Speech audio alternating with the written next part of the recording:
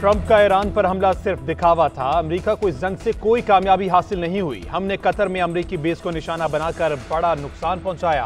America इस जंग में इसलिए दाखिल हुआ कि उसे लगा वो ऐसा नहीं करेगा तो इसराइल मुकम्मल तबाह हो जाएगा। ईरानी supreme leader Ayatollah Ali Khamenei का कौम से खिताब, कहते हैं इसराइल ने हमारी जोहरी तंसीबात को निशाना बनाने की कोशिश की। ईरान ने इसराइल और उसके तमाम दावों को कुचल कर रख दिया। 9 करोड़ ईरानियों ने मुत्तहिद होकर फौज का साथ दिया। हम पर हमला करने वाले हमारी तारीख से वाकिफ नहीं हैं। हथियार डालना हमारी लुगत में नहीं है।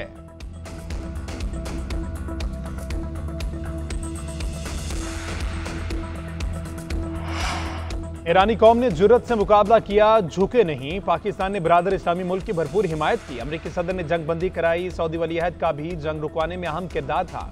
वज़ीर आज़म शहबाज शरीफ का काबीना इजलास में गुफ्तगू, कहा पाक फौज ने दुश्मन को शिकस्त फाश दी। फितनल खवारिज को भी कारी जरब लगा रहे हैं। हम दुश्मन के खिलाफ जंग जीतेंगे।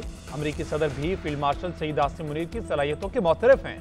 कल से मुहर्रमुल हराम का आगाज हो जाएगा। वफाक समेत चारों सूबों को अमन अमान के लिए तमाम वसाइल बरोए कार लाना होंगे। वज़ीर आज़म का बजट तैयारी में शामिल तमाम अफराद और जमातों का शुक्रिया, कहा बजट पर बहुत मेहनत की गई है। सबसे दरख्वास्त है बजट पास कराने में ताउन करें। 1 जुलाई से मईशत को संभालने के लिए दोबारा जुड़ जाएं।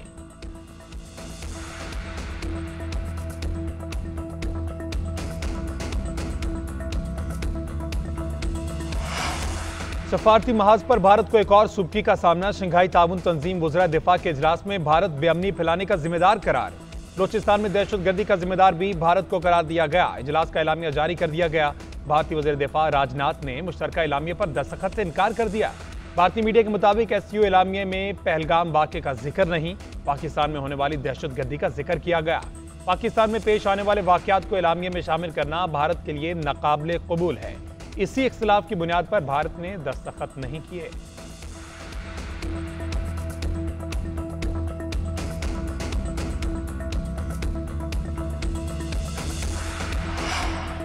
जाफर एक्सप्रेस हमले के मंसूबा साजों, माली मुआवनीन और सरपरस्तों को कटहरे में लाया जाए। दहशतगर्दी पूरी दुनिया के लिए मुश्तरका खतरा है। इसे सियासी मकासद के लिए इस्तेमाल न किया जाए। पाकिस्तान हर किस्म की दहशतगर्दी की मजम्मत करता है। वज़ीर दिफा ख्वाजा आसिफ का शंघाई ताउन तंजीम इजलास में खिताब, कहा कश्मीर और फलस्तीन जैसे दरीना तनाज़ात आलमी अमन के लिए खतरा है। वज़ीर दिफा की इसराइल के ईरान पर हमलों की मजम्मत, गजा में इंसानी बहरान और इसराइली बर्बरियत पर तशवीश का इजहार। गजा में फौरी और मुस्तकिल जंग बंदी पर जोर दिया।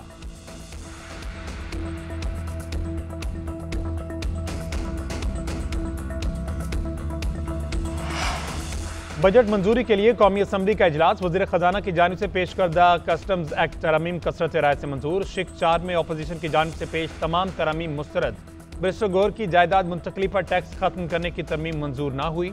अपोजिशन ने कार्बन लेवी खत्म करने की तरमीम भी मुस्तरद। मुबीन जट और आलिया कामरान की पेश करदा तरमीम भी मुस्तरद कर दी गई। बैरिस्टर गौहर ने कहा पाकिस्तान का पहला बजट पेश हुआ तो 11% खसारा था, आज 64% खसारे का बजट पेश हो रहा है। गुज़श्ता बजट में हुकूमत के इस्लाहात के दावे पूरे नहीं हुए। ये बजट विजनरी नहीं बल्कि घाटे का है। जुनीद अकबर ने कहा फाटा और पाटा पर टैक्स खत्म किए जाएं, वहां अमन व अमान लाया जाए। असद कैसर ने सेल्स टैक्स खत्म करने का मुतालबा कर दिया।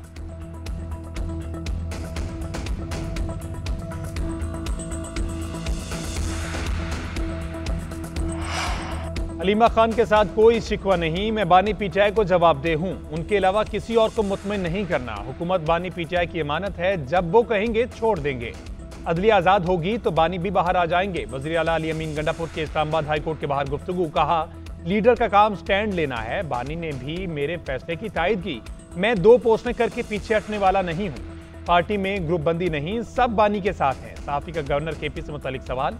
अली अमीन गंडापुर ने जवाब दिया, मैं गवर्नर की शक्ल भी देखना नहीं चाहता, उनकी बात का क्या जवाब दूं। वज़ीर आला KP ने बानी PTI से मिलने के लिए डयाला जेल चले गए। बजट पर मुशावरत करेंगे।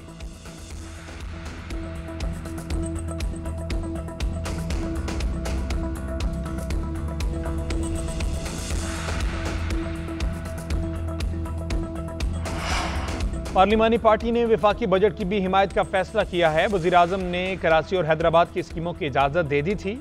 FBR और सिंध के मसाइल पर भी पेशरफ्त हुई। वज़ीर आला सिंध मुराद अली शाह का कहना है सिंध असम्बली ने सूबाई बजट मंजूर कर लिया। सूबे में अमन अमान की सूरत-ए-हाल बेहतर है। अगवा के वाक़यात में नुमाया कमी आई है। ईरान और इसराइल के दरमियान जंगबंदी खुशाइंद है।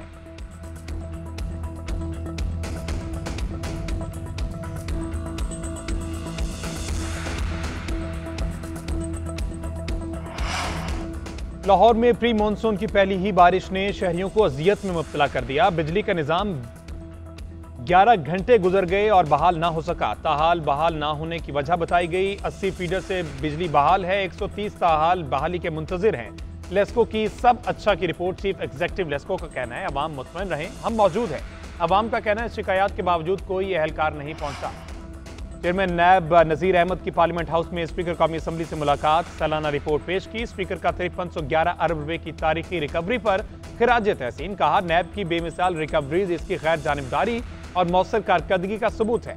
नैब कारोबारी बरादरी के एतमाद में इजाफे के लिए कोशां है ताकि मुल्क माशी और इक्तसादी तरक्की पर गामजन हो सके।